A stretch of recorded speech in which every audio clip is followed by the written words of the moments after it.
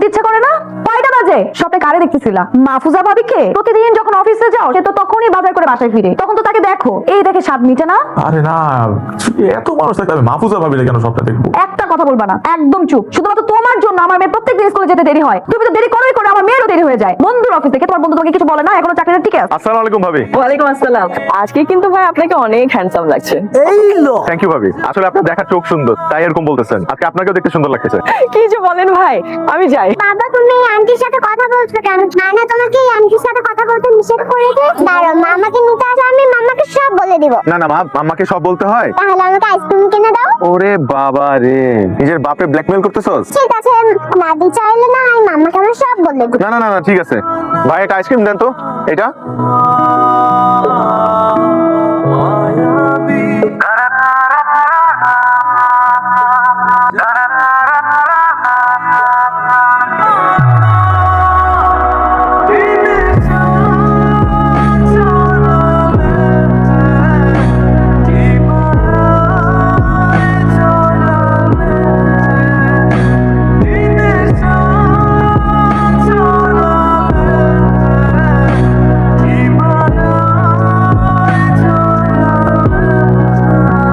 এই দুটো ফাইল অ্যাকাউন্টে দিয়ে দেন। Okay sir. আসবো। আয় না বয়। শোন, রহমান ব্রাদার্স থেকে আমাদের আর মাল নেওয়া ঠিক হবে না। ওদের কথার কাজে কোনো মিলই নেই। তোর বন্ধ করে দে, আমারে জিজ্ঞেস করতেছিস কেন? তো তুই অফিসের মালিক, তুই ছাড়া কিভাবে কিনবি? আর তুই অফিসের সিইও, বড় বড় ডিসিশন মেকিং করার রাইট এবং পাওয়ার তোর আছে। আচ্ছা শোন, আগামী মাসে মালয়েশিয়া ট্যুরটা সেট করে ফেল। আলামা খালু সহ। গতবার তো নেপালে ঘুরতে নিয়ে গেছিলাম, খুব খুশি হয়েছিল। এবার তো মালয়েশিয়াটা ঘুরে নিয়ে আসে। এবার কি বলবি? কোম্পানি ট্যুর, কোম্পানি স্পন্সর করলো। নিশ্চয়ই, তুই আমার একমাত্র বিশ্বস্ত সাইনবোর্ড।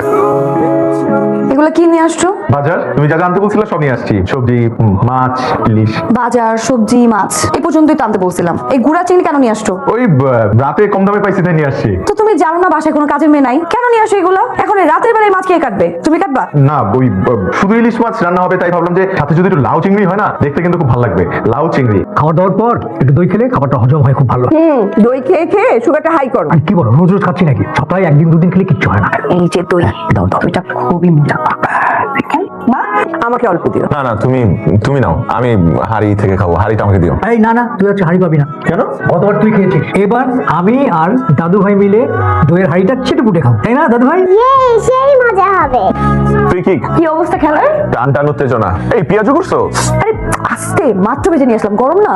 এগুলো আবার কেন আনতে গেলে? একটু আগেই না সবাই রাতের খাবার খেলো। আরে খেলা দেখার সময় একটু একটু ভালো করার দরকার আছে। এই আমাকে এটা দিত। ও খাও খাও, বেশি করে খাও, তারপর রাতের বেলা গ্যাসের ব্যথায় কু কু কু কু করো।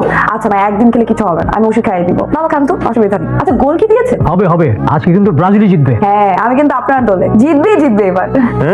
খুব জিতবে। খালি দেখো না কয় হালি গোল খায়। আম্মু বলো না যে কি জানি, 7 আপ 7 আপ 7 আপ 7 আপ। এই চুপ, একদম সামনা করবে না। 36 বছর কান্নাকাটি করে একটা কাজ জিতছো, তারপর প্যারান্টি দিয়ে। তোমরা একটা কাজ করো, তুমি আর্জেন্টিনা নামটা চেঞ্জ করে প্যারান্টিনা লিখে দাও, এটাই ভালো হবে। ওরে বাবা, আর তোমরা যে 20 বছর ধরে কোয়ার্টার ফাইনালে খেলতে পারো না, তাদের মুখে এই ধরনের কথা শোভা পায় না। হ্যাঁ, আমরা কোয়ার্টার ফাইনাল খেলছি, আমরা রানার্স আপ হই, আমরা কাপ নিয়েছি। কয়টা কাপ নিয়েছো? মাত্র 3টা, আর আমরা 5টা কাপ। আগে আমাদের লেভেলে আসো, তারপর 5 চার। 4 উঠছে। না, 5। 4 বাবা, এটা আরে 5 উঠছে। দেখাই তো যায় না। বৌমা, হারিকেন নিয়ে আসছো কেন বলো তো? চার্জার লাইটটা নিয়ে আসবে না? কিছুই দেখা যায় না। হারিকেনই তো ভালো মা। মনে নাই ছোটবেলায় কারেন্ট চলে গেলে আমরা ছাদে বসে এসে লুডো খেলতাম, তখন কিভাবে দেখতাম? হারিকেনই তো দেখতাম। এটা ব্যাপার আছে বাবা। হ্যাঁ একদম ঠিক বলেছিস, হারিকেনই ভালো। এই যে চক্কা চক্কা চক্কা চক্কা চক্কা চক্কা চক্কা। কোথায় ছয়? বাবা, তোমাকে আমার টিমমেট নেওয়াই ভুল হয়েছে।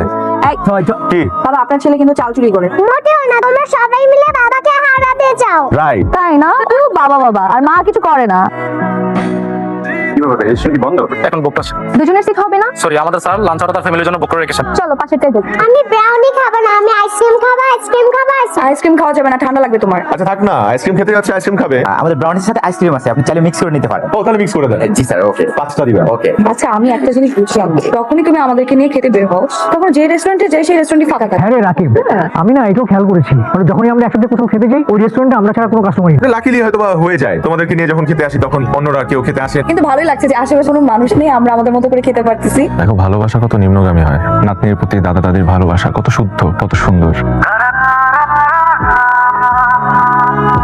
ভাবি গো, পুরুষ মানুষের কোনো বিশ্বাস নাই, এরা বাইরে এক ভিতরে আরেক। আচ্ছা শুনেন, আপনি কি রাকিব ভাইয়ের মোবাইলের পাসওয়ার্ড জানেন? না জানলে কোনো অসুবিধা নাই, জেনে নেবেন। তারপরে ফেসবুক মেসেঞ্জারে ঢুকে চেক করে দেখবেন, কিছু না কিছু আপনি নিশ্চয়ই পেয়ে যাবেন। কোনো বড় লোকের মেয়ে আপনার জামাইয়ের মাথা খাচ্ছে ভাবি, আমি একদম শিওর। কি করতেছো তুমি? কি কি করবো? সাইলেন্ট করতেছি তোমার ফোন। তোমাকে না বলছি রাতে বেলা ফোন সাইলেন্ট করে রাখবা, উঠা যাবে তো না হলে ঘুম থেকে। খেয়ে শুনে কার কথা, ধরো তুমি ফোনের মধ্যে পাসওয়ার্ড দিয়ে রাখছো কেন? পাসওয়ার্ড কি? Nadia I love you. হইছে, এখন আর আই লাভ ইউ বলতে হবে না। পাসওয়ার্ড কি সেটা বলো। নাদিয়া আই লাভ ইউ, এটাই পাসওয়ার্ড। আমার ঢং আর শেষ হয় না।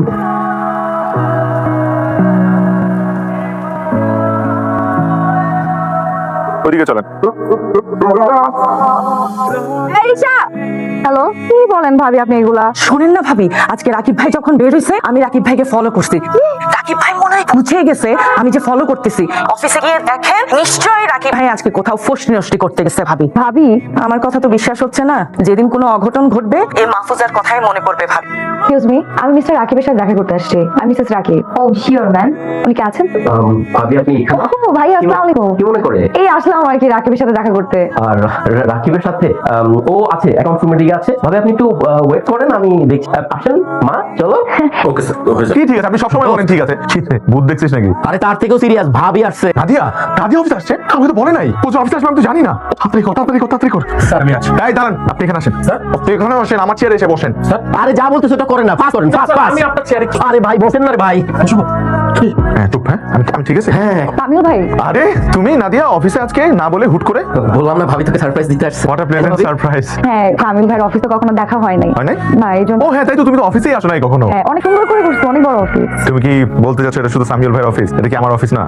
না, আমি কিন্তু কষ্ট পাইলাম। এটা তো আমার অফিস। আশ্চর্য, তুমি দেখবা না তোমার হাজবেন্ড কোথায় চাকরি করে? হ্যাঁ কত বড়। পানি খাবেন নাকি? না ইটস ওকে, থ্যাংক ইউ। ও উনি হচ্ছে আমাদের অ্যাকাউন্টস ম্যানেজার। ও আসসালামু আলাইকুম। ভালো আছেন না? জি আপনি ভালো আছেন? আমরা সবাই খুব ভালো আছি। ডক্টর কি বললো? এভাবে আসতেছো কেন? ডাক্তার কি বললো? ডক্টর দেখালাম, ডক্টর বললো যে কিছু টেস্ট করাতে হবে আর ওষুধ লিখে দিস। তুমি চলো তোমার রুমে গিয়ে বসি, তুমি কাজগুলো শেষ করো, তারপর একসাথে দাওতে যাবো। বসতে হবে না ভাবি, বসতে হবে না ভাবি। না মানে ওই যে কই যেন যাবেন বললেন, অপেক্ষা করে কি হবে? তুই আর ভাবি বের হয়ে যান এখনই। হ্যাঁ, কিন্তু দোস্ত আমাদের দাওয়াত তো সন্ধ্যায়। আরে দাওয়াত সন্ধ্যায় তো এখনই বের হয়ে যাবি। ভাবির সাথে একটু লাঞ্চ করলি, একটু গিফট কিনলি, বাবুকে নিয়ে একটু, বাবু একটু শিশু পার্কে গেলি। ঠিক আছে, কিন্তু আমার অফিসে তো অনেক কাজ। আমি সব সামলে নিবো, আমি তোর বন্ধু না, একদম নিশ্চিন্ত থাক। তোর মতো বস যদি প্রত্যেকটা মানুষ পাইতো রে। আর তুইও যদি এরকম আজীবন আমার প্রশংসা করতি রে। আল্লাহ হাফেজ। আল্লাহ হাফিজ। ভাবি ভাইয়া ভালো থাকবেন। আল্লাহ হাফিজ। আল্লাহ হাফিজ ভাইয়া। চলো। ওয়ালাইকুম আসসালাম। কেমন চলতেছে সবকিছু? এই তো ভাইয়া, আর বলবেন না, সকাল থেকে ছেলেটার মন খারাপ। কেন? সকালে যে কেকটা আনা হয়েছিল সেটার পছন্দ হয়নি, তারপর লোক দিয়ে আরো একটা কেক আনিয়েছি। ছেলেটা তো জিদ্দি হয়েছে না। দেখতে হবে না কার মতো হয়েছে। আর ভাই কি কম জেদি নাকি? শোন, তোকে একটা কথা বলি, পুরুষ মানুষের যে থাকার দরকার আছে। যে কিন্তু খারাপ কিছু না। জেদ না থাকলে তোর হাজবেন্ডের মতো সারা জীবন ম্যানেজারই করে বেড়াইতে হবে। মা গিফটটা দাও, মা জুনাইদকে গিফটটা দাও। তোমরা আবার এসব গাড়ি টাড়ি আনতে গেলে কেন? ও তো এসব গাড়ি নিয়ে আজকাল খেলে না। ওর মামা আমেরিকা থেকে একটা ড্রোন পাঠিয়েছে, 1.5 লাখ টাকা দাম। ভাবা যায়? সারাদিন ও তো ওটা নিয়ে খেলেছে। সবাই চলে আসো। আসসালামু আলাইকুম। ওয়ালাইকুম সালাম। কেমন আছিস? জি ভালো আছে। এখানে দাঁড়িয়ে দাঁড়িয়ে গল্প হবে নাকি? না বাবা, চলো। চলো মা, কেকটা কেটে ফেলে আসেন। আমাদের ছোটকে নিয়ে আপনি আমার সাথে চলুন। আসেন, সবাই আসেন। দিনকাল কেমন চলছে এখন?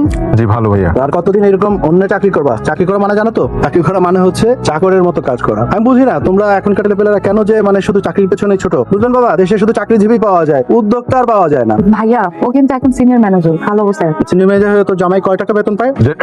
1.5 লাখ টাকা। 1.5 লাখ। বাকিটা জীবন এরকম মধ্যবিত্তের মতো কাটাই দিও না। একটু চেষ্টা চরিত্র করো, ব্যবসায় মনোযোগ দাও। জীবনে যদি উন্নতি করতে হয়, আগাইতে হয়, ব্যবসার মধ্যে দিয়ে আগাইতে হবে। দেখো ইও আমার ট্যাপটা ভেঙে ফেলেছে, দেখো ওপেন হচ্ছে না। হাই হাই, এটা তুই কি করছিস পিউ? তুমি জানো এটার দাম কত? ওর খালা অস্ট্রেলিয়া থেকে এটা পাঠিয়েছে, 1 লাখ টাকা দাম। হ্যাঁ বৌমা, বাচ্চা মেয়ে, ওকে এত কিছু বোঝে? ভাই আসো তুমি আমার কাছে। পিউ। তুমি মন খারাপ করো না বাবা, তোমার খালাকে বলবো। আর নাদিয়া বলো শুনতেছি। তুমি কি কোনো কারণে রাগ করছো? তো রাগ করবো না তো কি করবো? হ্যাঁ ভাইয়া ভাবিরা কি পরিমাণ অপমান করলো সবার সামনে। 4-5 হাজার টাকা দিয়ে তুমি একটা গিফট কিনে দিলা। এই খেলাটা না কিনে একটু দামি খেলা তো কিনে দিতে পারতাম, তাই না? আমি বলছিলাম ও তোমাকে, না সেটা করলা না। ভাবে ভাই বোনেরা থাকে বিদেশে, সবসময় জুনাইদকে দামি দামি গিফট কিনে দেয়। আর আমি তোর ফুপু হয়ে আমি কি গিফটটা দিলাম? কথা তো শোনাবেই। ভাইয়া ঠিকই বলছে, সবসময় সামির ভাইয়ের উপর ভরসা করে থাকি। জীবনটাই পার হবে চুলা ঠেলতে ঠেলতে। কি বলতেছো তুমি? কি বলতেছি? শোনো, তুমি একটা কাজ করবা। তুমি বাবাকে বলবা যে তোমাদের গ্রামের একটা জমি আছে, সেই জমিটা বিক্রি করে তোমাকে যাতে কিছু টাকা দেয়। এটা দিয়ে একটা বিজনেস শুরু করো, কিছু একটা করো। কি বিজনেস করবা সেটা যদি তোমার বুদ্ধিতে না আসে, তুমি সামির ভাইকে জিজ্ঞেস করো, তার কাছ থেকে একটা বুদ্ধি নাও। এই বুদ্ধি নিতে তো তোমার আবার কষ্ট হয়ে যাবে, তুমি পারবা না বুদ্ধি নিতে। তাহলে আমি তাকে ফোন দিই, আমি জিজ্ঞেস করি কি বুদ্ধিতে করা যায় বিজনেস। পাগল হয়ে গেছো নাকি? হ্যাঁ ভালো হয়ে গেছি, একদম ভালো হয়ে গেছি। আমার আর মানুষের কথা শুনতে ভালো লাগে না। যখন প্রেম করতে তখন কত কথা শোনাইছো আমাকে যে নাদিয়া তোমাকে আমি কোনোদিন কোনো কষ্ট ফিল করতে দিব না, আমার দ্বারা তুমি সবসময় ভালো থাকবা, সবসময় আমি তোকে সুখে রাখবো। এই আমার সুখ, খুব সুখে সংসার করতেছি আমি, খুব ভালো আছি। ও লাগে না আমার এগুলো। কালকে মিটিংটা সেট করে ফেলেন 2টার সময়। জি স্যার, ওয়েস্টার্নে করবো স্যার। করতে পারেন। আর কালকে অবশ্যই তুই থাকবি আমার সাথে। হ্যাঁ বলো। বাবা আমাকে ফোন দিছিল, তুমি নাকি নতুন একটা ট্যাব কিনে জোনাদের জন্য পাঠিয়েছো। পাঠিয়েছি তো। কেন কি হয়েছে? কি হয়েছে মানে? তুমি টাকা কোথায় পাইছো ট্যাব কেনার? আরে টাকা সামিউল দিছে। কালকে ঘটনা শুনে ও খুব রাগ করছে, বললো যে খেলতে গিয়ে ভাসতে একটা জিনিস নষ্ট করে ফেলছে, এর জন্য এত কথা শোনানোর কি আছে। এটা ওর খুব খারাপ লাগছে, তাই ও আমাকে টাকা দিছে আর আমি টাকা দেখে ট্যাব কিনে পাঠিয়ে দিয়েছি। আমি জানতাম এটা সামিউল ভাইয়েরই কাজ হবে। দুঃসংবাদ। হ্যাঁ, আয়া তো মহা বিপদে পড়ছে। ওই যে চায়না থেকে কি নাকি ইম্পোর্ট করতে চাইছিল, এই জন্য তো বাড়ি মর্গেজ লাগছিল। তারপর তো সব প্রোডাক্ট এই কাস্টমসে না 6 কোটি টাকা প্রোডাক্ট ছিল এখানে। ও মাই গড, তাহলে তো বড় বিপদ। মামা মামা কি হয়েছে মামা? কি হয়েছে পিউ? কোন সমস্যা? খারাপ লাগতেছে? Hello Piu, hello.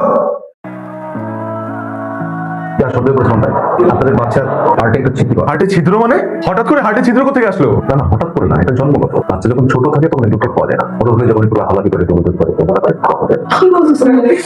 ভাববেন না, আমাদের এখানে একটা ব্যবস্থা আছে, ওর ওপেন হার্ট সার্জারি করতে। Open heart? এটা কি বলতেছেন আপনি? এতটুকু ছোট বাচ্চার ওপেন হার্ট কি করে হয়? এটা ছাড়া আর কোনো করতে হবে, দ্রুতই করতে হবে, কিছু খরচা করতে ব্যাপার আছে, তাই কমাবেন না। যে টাকার ব্যবস্থা হয়ে যাবে, আপনি প্লিজ আমার মেয়ে অপারেশনের ব্যবস্থা করে রাখতে। নাদিয়া, টাকার বিষয় বলবা? হ্যাঁ টাকাটা কিভাবে জোগাড় করবা তাই তো? ভাইয়ের কাছ থেকে তো চাইতে পারবো না, ভাই তো নিজেই ডুবে বসে আছে ব্যবসা নিয়ে। কার কাছে চাইতে হবে? সামিউল ভাই আছে, এটা সামিউল ভাই, তার কাছে চাইতে হবে, তার কাছে চাইতে হবে। না, আমি তুমি কি চাইতে পারবে না তাই তো? লজ্জা লাগবে তোমার কাছে চাইতে, তাই না? চাইতে হবে না, এমনি সময় তো সবসময় চাও, সবকিছু করো তাকে দিয়ে। এখন আমার মেয়ের অপারেশন তুমি চাইতে পারবা না, ওর চাইতেও হবে না। তোমার যদি এতই লজ্জা লাগে, এতই যদি তুমি কিছু করতে না পারো, আমি দরকার তার সাথে কথা বলবো। আমি যাচ্ছি, আমি কথা বলতেছি।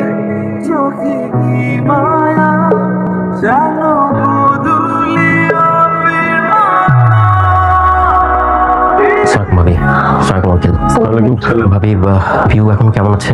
আলহামদুলিল্লাহ ভাইয়া। আলহামদুলিল্লাহ, শুনে একটু সাহস পেলাম। সামিউল ভাই, আপনি যে উপকারটা আমাদের করলেন, এই ঋণ আমরা কিভাবে শোধ করবো বলেন ভাই? এখনকার যুগে আপনার মতো মানুষ পাওয়া মানুষের ভাগ্যের ব্যাপার। আপনি যদি আমাদেরকে এতগুলো টাকা না দিতেন, আমরা হয়তো আমাদের মেয়েটাকে বাঁচাতে পারতাম না। আপনি তো জানেনই রাকি খুব সহজ সরল একজন মানুষ, ও এতগুলো টাকা কিভাবে জোগাড় করতো? এই ঋণ আমরা শোধ করতে পারবো না। ভাবি, আমি সরি, আমি একটা কথা আপনার কাছে গোপন করেছি। ভাবি, আপনি যে প্রশংসা করছেন, যা কিছু বলছেন আমি করেছি, তার কোনো কিছুরই যোগ্য আমি না। আমি ওর জন্য কিছু করিনি, আমাকে কিছু করতে হয়নি, যা কিছু করার রাকিবই করেছে। মানে? আমি অনেকদিন ধরে একটা কথা আপনার কাছে গোপন করেছি, আজকে না বলে পারছি না। আপনি যে কোম্পানিটা দেখেন, সেই কোম্পানির মালিক আমি না, আমি কর্মচারী, রাকিব মালিক। সে যে এত বড় লোক ভাবি সেটা কাউকে জানাতে চায় না। কত কত মসজিদ মাদ্রাসা যে রাকিবের টাকায় চলে তার কোনো ঠিক ঠিকানা নেই। প্রায় 300 ছেলেপেলের ভরণ পোষণের দায়িত্ব নিয়ে নিয়েছে শুধুমাত্র রাকিব। বলছেন সামিউল ভাই, রাকিব এগুলা? এটাই সত্যি, আপনার কাছে বিশ্বাস নাই হতে পারে, পুরো পৃথিবীর কাছে অবিশ্বাস্য লাগলেও এটাই সত্যি। কিন্তু ও আমাদের কাছে কেন লুকাবে? কারণ ওর মনে একটা ভয় আছে। ভয়? কিসের ভয়? রাকিব মধ্যবিত্ত জীবন চায়। ও মনে করে এত অর্থ, বিত্ত, বৈভব, প্রাচুর্য এই সবকিছু থাকলে ওর যে মধ্যবিত্ত জীবনের যেই লোভ, যেই সুখ, যেই ভালোবাসা, পারিবারিক বন্ধন, খুনসুটি, এই সবকিছু হারিয়ে যাবে। আমার না বিশ্বাস হচ্ছে না। মারে সামিউল যা বলেছে সবই সত্যি। 6 কোটি? হ্যাঁ, আপনার ব্যাংক লোনের পরিমাণ তো এড়েইছে। কিন্তু আপনি শুধু নাদিয়ার বড় ভাই না, আপনি আমারও বড় ভাই, আর আপনজনদের বিপদে পাশে দাঁড়ানো তো উচিত, তাই না? দেখো ভাই, মানে আমি তোমাকে মানে কি বলবো না বুঝে অনেক সময় ছোট করে অনেক কিছু বলে ফেলছি ভাই। তুমি প্লিজ আমাকে ক্ষমা করে দিও। না না ভাইয়া, প্লিজ, আপনজনদের কখনো ক্ষমা চাইতে হয় না। আপনি এই লোনটা শোধ করে বিজনেসটা আবার শুরু করেন, but this time you have to promise me যে আপনি বিজনেসটা অনেস্ট ওয়েতে করবেন। বাবা, একটা অনুরোধ করতাম, এই পুরো বিষয়টা কেউ না জানলেই ভালো, স্পেশালি নাদিয়া, প্লিজ।